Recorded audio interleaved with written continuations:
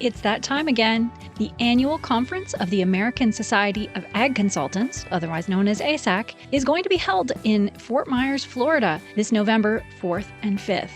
Kurt Covington is one of 9 professionals who will address the conference. The other speakers who will cover a wide range of topics represent Florida Farm Bureau, Florida Citrus Commission, University of Tennessee Institute of Agriculture, National Ag Law Center, Risk Mitigators and Advisors, Tyler Associates, as well as the lead economist for dairy at CoBank, and myself, Chrissy Wozniak from North American Ag. The day and a half of presentations will be followed by ag tours on Tuesday afternoon at Echo Farms, one of my favorite places here in Fort Myers.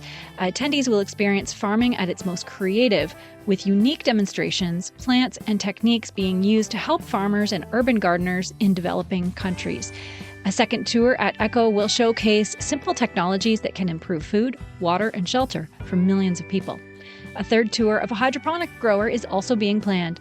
For more information and to register, visit www.agconsultants.org. That's www.agconsultants.org. See you there. I'm excited to share some information with you about a company called Lasso. Lasso is a software platform that helps cattle farmers receive real dollars and recognition that they deserve for decreasing greenhouse gas emissions. With Lasso, it's easier than ever to input and manage the data needed for applications and forms, faster to get verified for your sustainable practices, and find upfront or recurring funding for greenhouse gas emissions reduction. For on-farm data collection and management, Lasso removes the headache of time-consuming and tedious data entry. Now it takes hours, even days, to collect and input all the data that you need, for example, to get paid or get compliant. With Lasso, it only requires a few clicks as Lasso plugs into existing on-farm management systems to replace that manual work. Even with data on hand, are you still not sure about what the best option is for your farm to reduce emissions? Lasso is here to recommend the best carbon reduction practices for your specific financial, operational, and environmental goals. For verification, Lasso removes the paperwork and complexity of working with third-party verifiers and project developers. Lasso handles this paperwork and process of getting your sustainable practices verified by trusted agencies to receive the credits you deserve. Finally, for funding, Lasso removes the barriers to accessing tens to hundreds of thousands of dollars in monthly funding. Lasso matches you to eligible government or private grants, offsets, or other sources of funding to reward you for your work. With your approval, Lasso will apply on your behalf and keep you updated on your funding status. If you're already participating in sustainability programs, thinking about doing so, or wanting to learn more, Lasso is your partner to support you. They work tirelessly to help farmers get credit and funding for their good stewardship practices to protect their legacy for generations to come. If you're interested, go to www.joinlasso.com or contact the team at contact@joinlasso.com or call 408-256-1098. That's 408-256-1098 for a free consultation.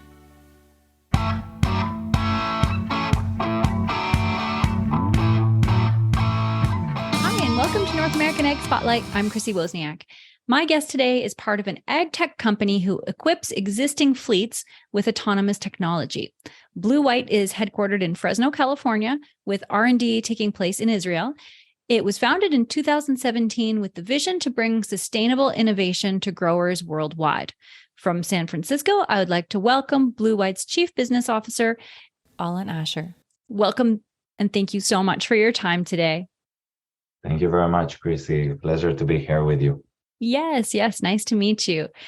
So first of all, you have an incredibly diverse background. So can you tell me a bit about your life before Bluewhite? Yes. So not especially from the farm, but I started my career in Israel, in the Israeli Air Force, trained as a pilot. And but the majority of my time I actually spent in the R&D department in the Air Force. And we worked on developing autonomous technologies for the Air Force. The Air Force is a big users of autonomous technologies. And there I met Ben, the founder and CEO of the company. He was my commander, also my commander today in a way. And both Yair, the CEO, and Aviram, the CTO. So we worked together on those different projects.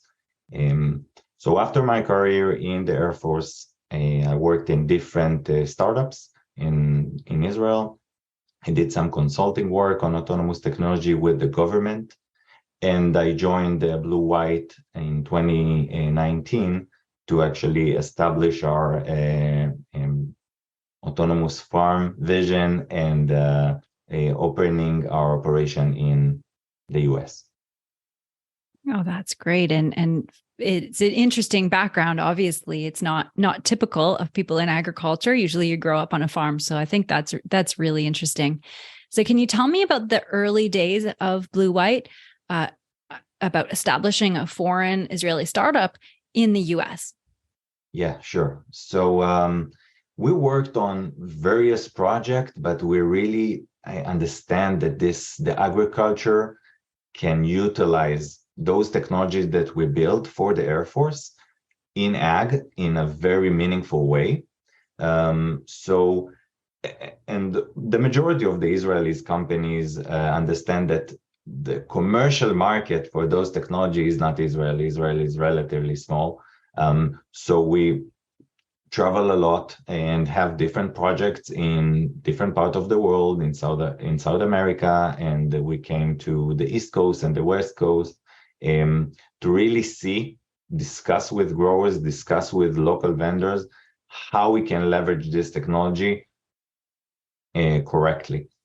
And once we realize that there is a really big impact and really big potential in this, and especially in the permanent crops market, where California and the West Coast is a global leader on those crops, we understand that we have to move as soon as possible and to be present and to build this from the ground up.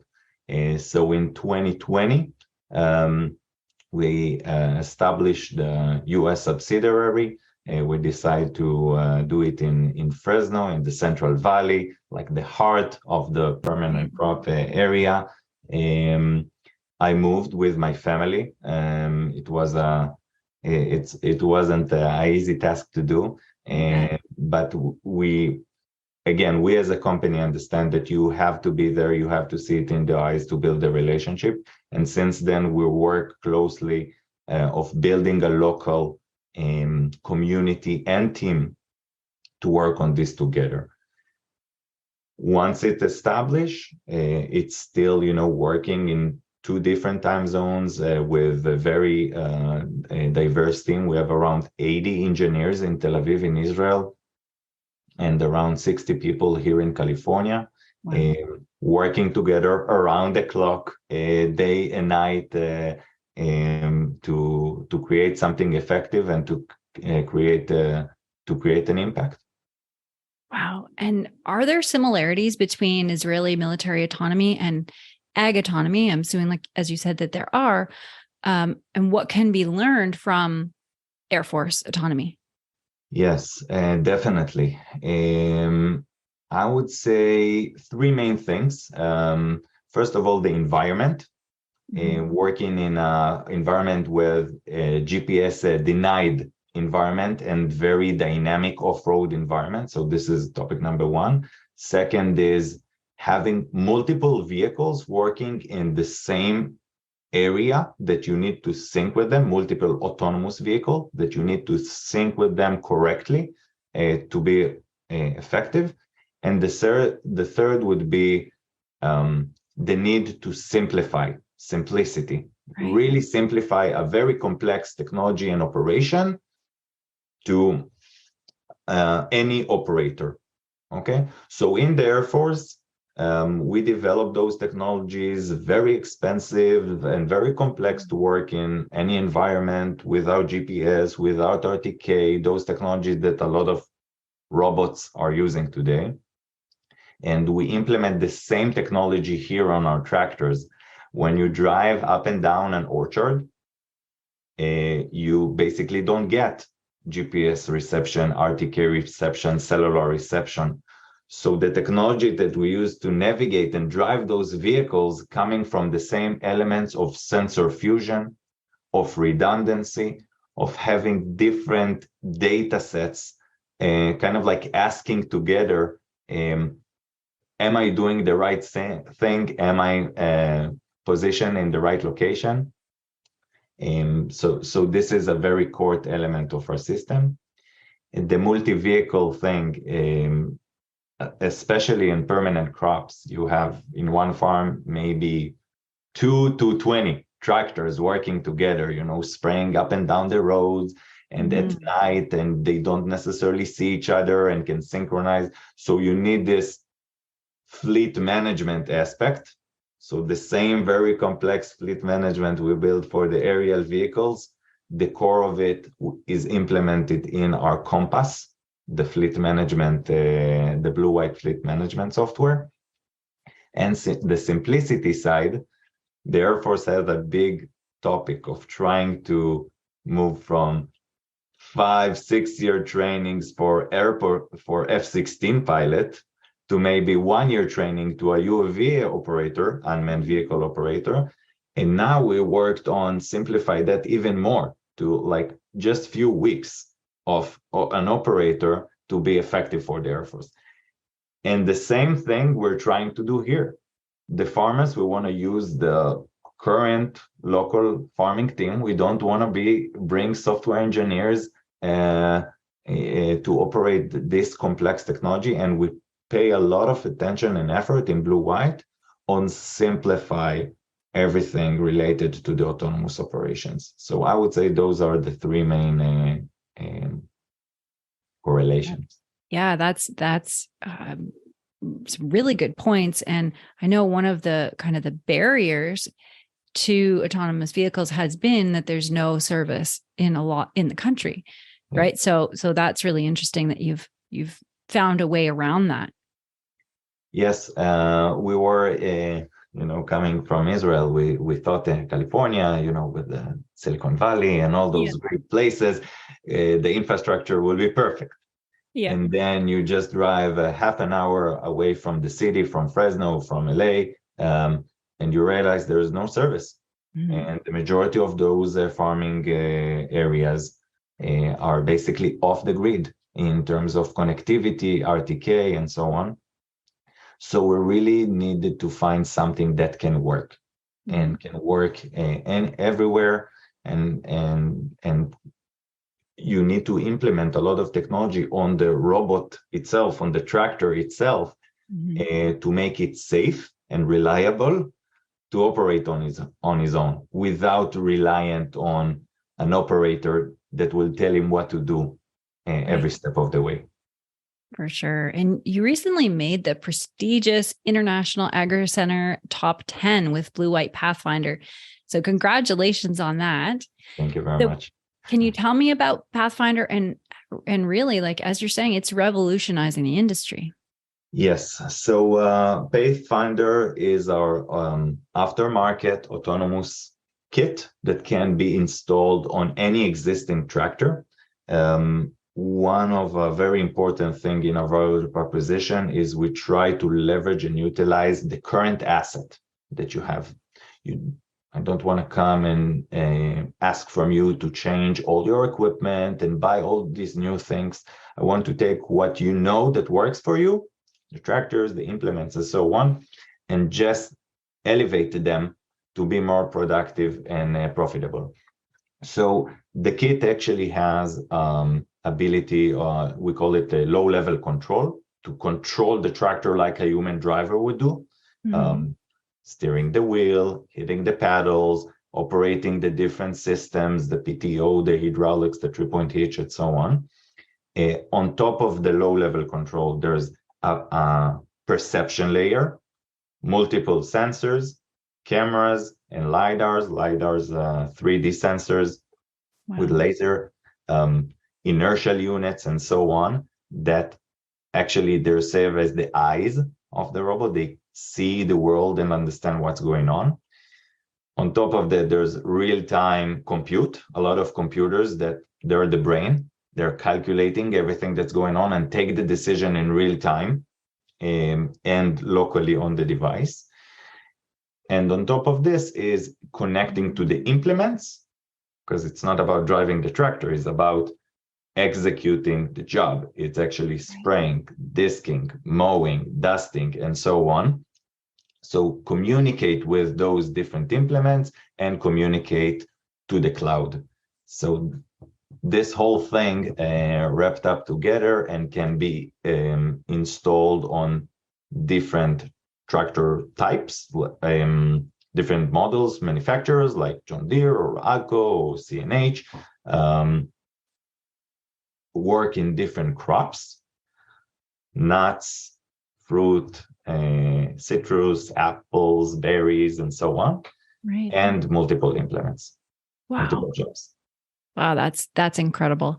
And as I know, tractor color is a big thing, right? So if somebody wants to keep their green tractors, they can just outfit them and yes, so modernize them. our color of tractor, is any color. Okay. That's it. Yeah, that's amazing. So we were recently at the FIRA autonomous show in Fresno in October, and I got to see some of this technology in action, which was really amazing. And it's really overwhelming what's coming down the line and the uses of this technology and just what they can do, right? So I moderated a panel there about business models in the autonomous space, because there is that, wow, this is cool technology, but is it affordable? We work in a very razor thin profit margin industry. So it has to make sense on paper as well, despite how cool the technology is. So Bluewhite founder that you've mentioned before and CEO Ben Alfie was on the panel, and he pointed out that grower success and profitability has to be the focus. So, and he said that one of the pillars of success always has to be asking, are we embracing the capabilities? So in essence, technology is great, but it has to be useful to make sense for the grower. So how can you add to that, viewpoint from Bluewhite? Yes, this is a great question, Chrissy. When we look at the value proposition and the value for the customers, of course, it starts with ROI. It needs to make financial sense, return on investment, and make the farm more profitable. That's for sure. Mm-hmm. But on top of that, there is, of course, the safety side, and ability to have better management. And next to that is accessibility, how to make this accessible. And we look at accessible in both the financial model, how I make it financially accessible for you to have this technology. Farming operations, growers work on tight margins. They don't necessarily have huge capital expense to buy millions of dollars of machines. So we created this very accessible financial model where there is kind of like one simple one-time setup fee for setting the whole program, the software and the hardware on your farm. And from that, recurring subscription, one fixed price that you can plan and manage. Mm-hmm. It costs you less than having additional salary of a driver. So you save money from day one, and you can also manage and plan ahead your financial aspects. There's so many uncertainties in the financial budgeting and planning for a farming operation. So at least on this, we can give you some level of certainty. So financial accessibility, it's one thing. Second of all, the adoption process. So we bring our team to the farm for the first week, months, how long that it would take, to assist the growers adopt this. So all the configuration and the planning and the first runs of the machines will be done with a team of ours, and then they will do the training for the growers. So it's not like, hey, here is the robot, here is the manual, good luck. We'll be there to make sure that this technology embraced correctly, operated correctly, and extract maximum value. So this is a very important piece in the way we work. Yeah, for sure. And it's great that Bluewhite is so on top of that. And then you mentioned adoption onto farms. What advice would you give to producers that might be interested in autonomous solutions, but they're just not ready to jump in yet? First of all, the first advice is to give us a call and let's have an open discussion. We have a team that go to different farms daily to look and assess, what we can do here, what we can, should you embrace it now or later, how we can calculate your ROI correctly. Mm-hmm. So first of all, discuss. Second is, I think it's a very, very important question to ask, hey, do I have a team and time, okay, to try to reimagine the way my farming operation look like? Right. Because we can do everything for you, but the moment that we'll train you and leave, if no one has, can take this ball and continue that, it won't be a successful journey. So asking, do I have some sort of capacity to do it, or someone from my team? And again, if not, we can help this. We can help this as well. The third thing would be, after we actually having those operations running and get the data from the machines. We said it's not about a driverless tractor, it's about data-driven autonomous farm. So after you see all this data and we get from our platform this actionable insight, you can actually rethink a lot of and have those different optimal action points to take. Maybe you need to change something. Maybe you can do longer shift and save time on equipment. Maybe you're using mixer trucks and you don't really need to, or the opposite.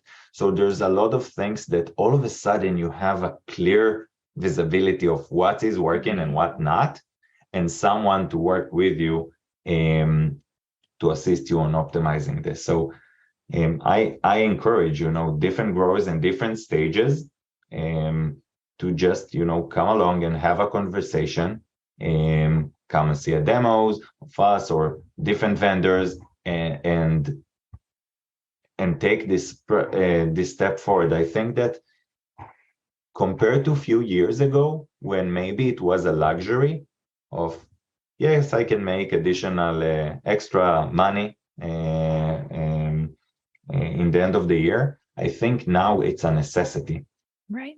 And we see over the last 3 years this crazy increase in production cost, labor and inputs and overtime and machinery even, and the weather related issues that growers kind of like have to embrace any technology that can really reduce the production cost and assist them create a sustainable, long-term sustainable business.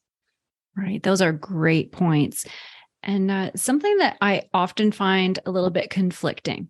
There are the two statements we all know in agriculture. We need to feed more people with the exploding population, and we need to solve the farm labor issue because there aren't enough workers. So I don't know how we have too many people and not enough people at the same time.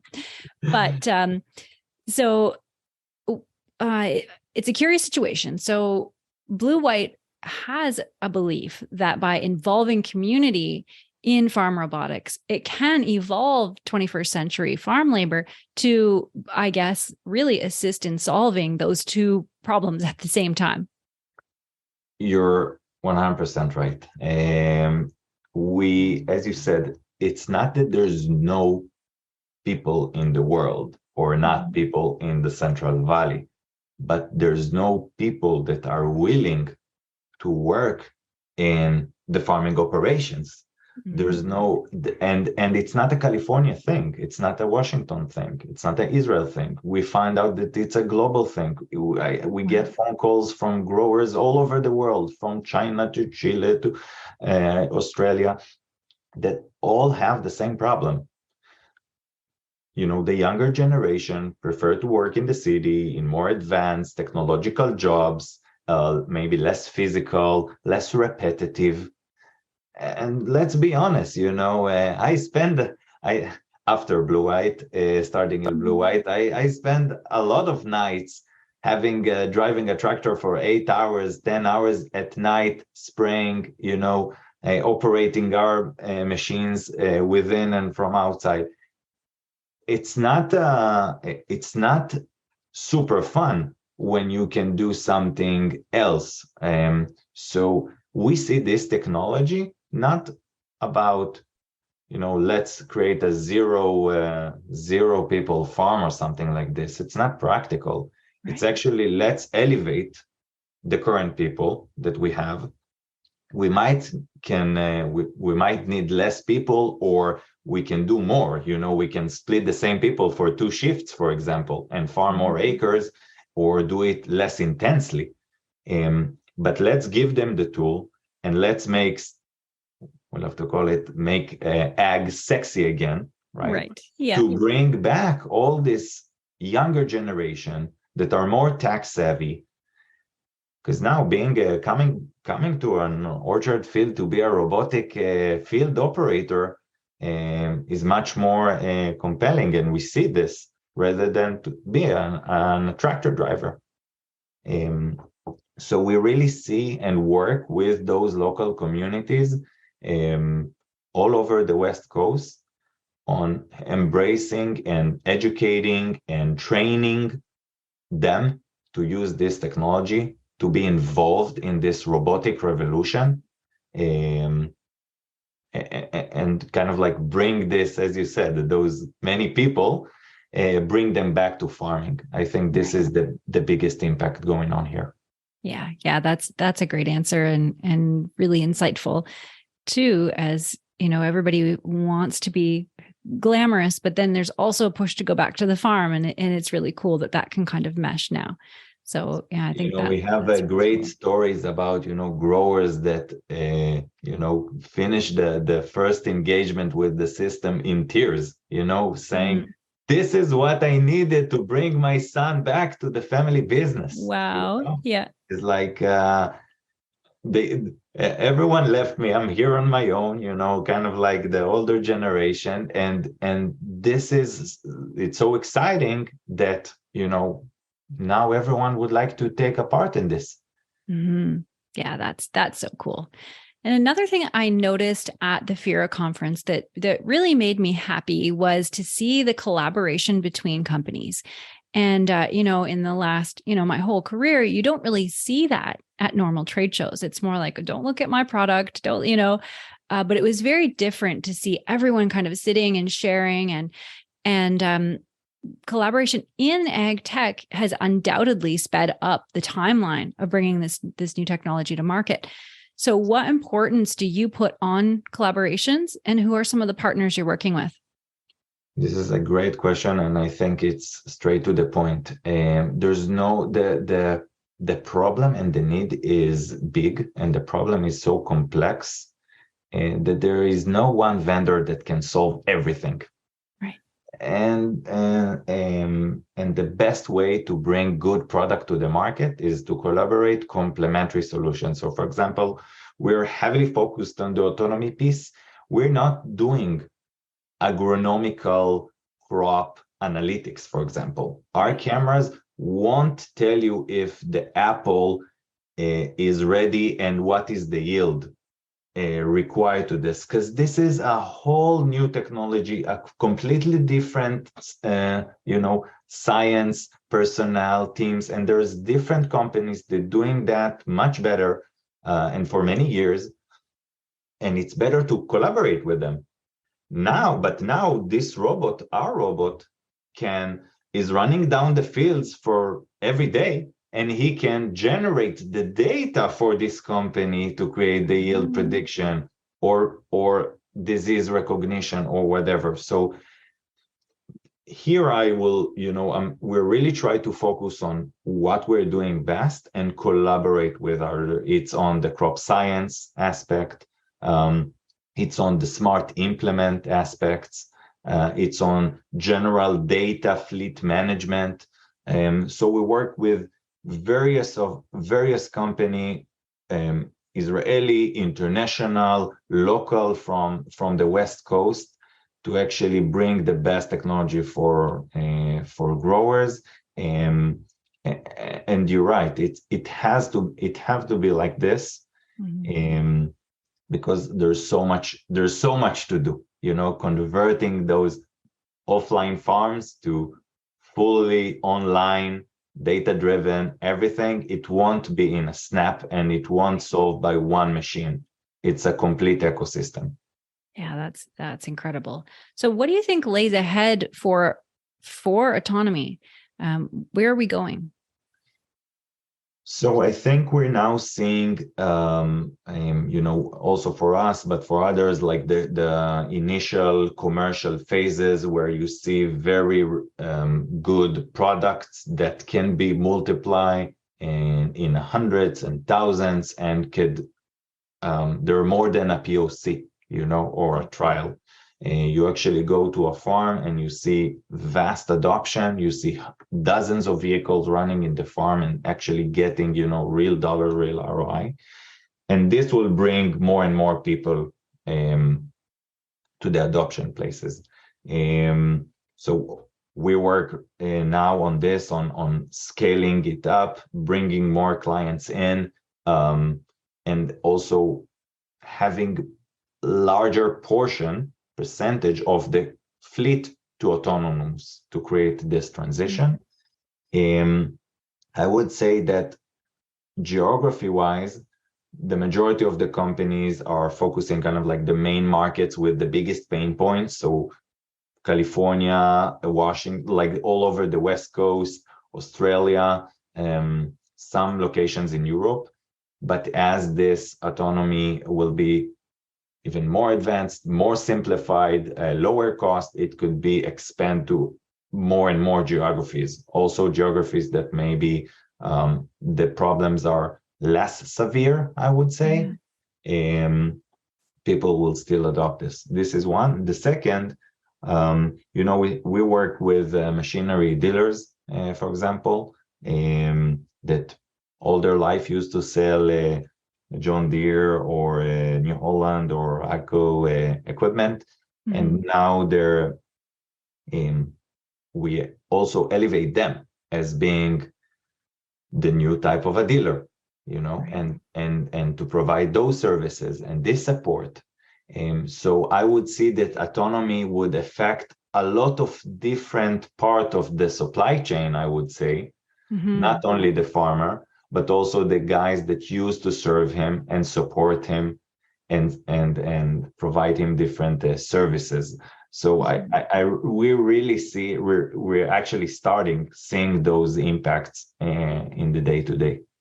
Right. Yeah. And that's a good point about the local dealerships. I think that's something that most people don't want to lose, is having that person that you can, if you need to, hop in your truck and drive there and look at somebody face to face. I think that's important. And, I hope we don't lose that. So it's good to hear that you're utilizing that model that already exists. Yes, we believe in it. Again, we believe in elevating the current assets and current ecosystem that worked on building relationship and knowledge for so many years, rather than coming with the, let's say, the very Silicon Valley disruptive approach of I will erase everything and write from the beginning. And there is a potential in specific aspects, but it's really about doing more with the same farms, with the same personnel, with the same people, with the same communities. And this is where it created the biggest impact, not only financial impact, but also educational and society impact. Yeah, that makes sense. And I have one last question for you. Why do you personally serve the ag industry? What's your greatest passion in all of this? This is a great question, and it's also came to me through this kind of like journey that I had, coming from the Air Force and serving, for a purpose of my country and so on. And then when I started to work in the technology space, but in different products and different fields, and we had AI project in retail, and we had different in different startups, and I figured out that I missed having this very important purpose, of why am I doing it. Yes, I can contribute there, me personally, me alone, on the tech side, on the business side, on whatever. But what is the purpose? Do I really want to work for advertisement technology or retail technology or something like this? And I really looked for, on my next venture, I really looked on having something that I can be proud of, that I feel that is important, and I spend my time to create a positive impact on the world. And this is why, I joined Bluewhite. I think this is why the majority of the employees join Bluewhite. It's so novel and it's so fun to work in something that is good. It's good for the communities. It's good for the environment. It's good for as you said, like growing food and in more sustainable way, and having this higher purpose of what we do in our job and what we do as a company, and focus on values. I think it's something that is very important to me, and it's very important to us as an organization. So that kind of like led me to where I am. And I encourage, also the listener and everyone in his journey to ask the question. We spend so many hours and so much effort, sweat and tears on working on something, and, just try to be mindful of working for something that actually make a better world, for our kids and next generations. Yeah, that's incredible. And to me, there's no more honorable job than to feed people, right? And to make that impact is really incredible. So where can people find you if they want to learn more? So first of all, they're more than welcome to enter bluewhite.co, our website. And of course, they can come and visit us in Fresno, California, in Israel, if someone around, or even shoot me an email. And we're very open to both show what we're doing, to collaborate with partners, and also coming to the growers field and assess, and maybe we'll say, this is not for you right now, because we want to create a success stories. So we'll share all this information later on, so people can find us. And of course, we try to be active also on LinkedIn and share some of the things that we're doing. So you're more welcome to follow this as well. Awesome. Well, thank you so much. This was very interesting and exciting. Thank you very much, Chrissy, for your time and the great questions. Yeah. And thanks to all who are watching or listening. If you want to learn more, all of the links are provided in the show notes. Don't forget to subscribe to North American Egg Spotlight on YouTube, Rumble, Telegram, or Egg Feast channels. And the podcast is available on Spotify, Apple, Stitcher, Amazon, or wherever you listen to podcasts. And have a great day.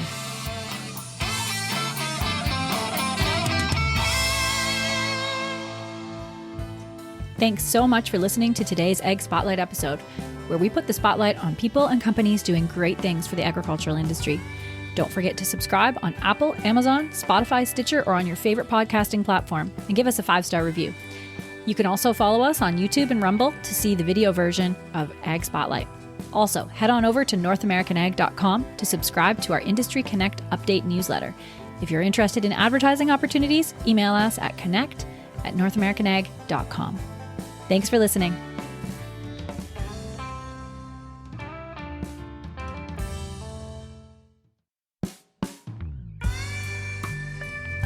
Our newest podcast by North American Ag is called What Color is Your Tractor?